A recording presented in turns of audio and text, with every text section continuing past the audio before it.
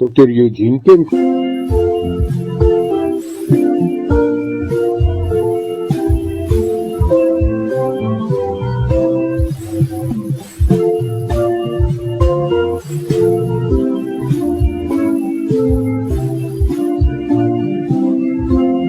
Dr. Eugene Kemp, ons rink. As daar een ding is wat ek onthou selfs van kindwees af, my teen die bors sou stuit, was dit as ek iets as onregverdig beleef het. Ek kan onthou waar ergens op skool onderwyser my beskuldig het van iets wat iemand anders, 'n ander kind gedoen het. En bly volstaan het dat dit ek is.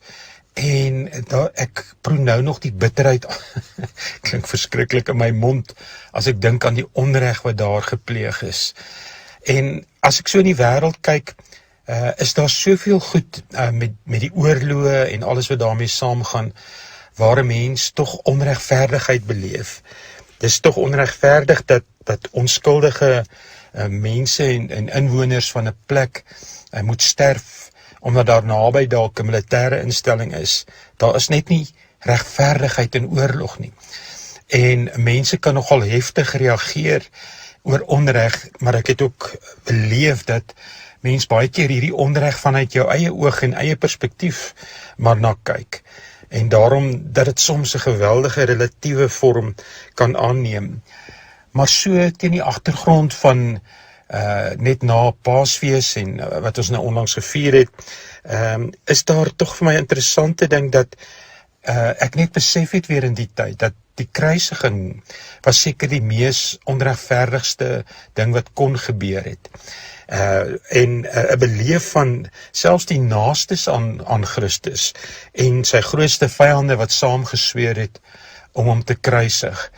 En tog is daar iets wat Christus doen wat ons iets van kan leer, van 'n oorgawe, al kon hy sy God wees op hierdie mense uithaal en hulle uitwis met een net handbeweging. En teen hierdie agtergrond lees ek ook Romeine 15 en word getref waar Paulus se opdrag is om ander se swakhede net soos Christus die kruis gedra te dra.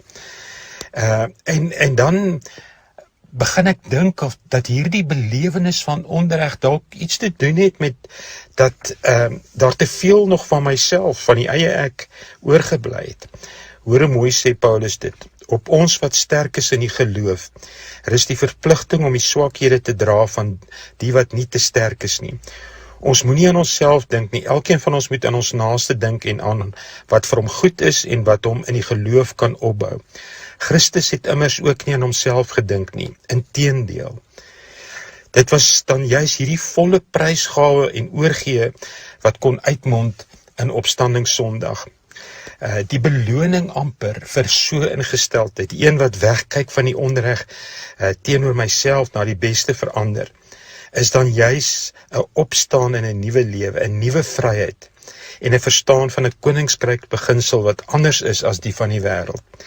En dit kan ek net doen, weet ek, as daar iets bonatuurlik, bo-menslik, die krag van die Heilige Gees my toerus om ander se swakhede te dra, ondanks die onreg wat ek beleef.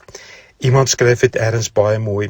He who suffers for another not only benefits him, but becomes himself the brighter and more perfect.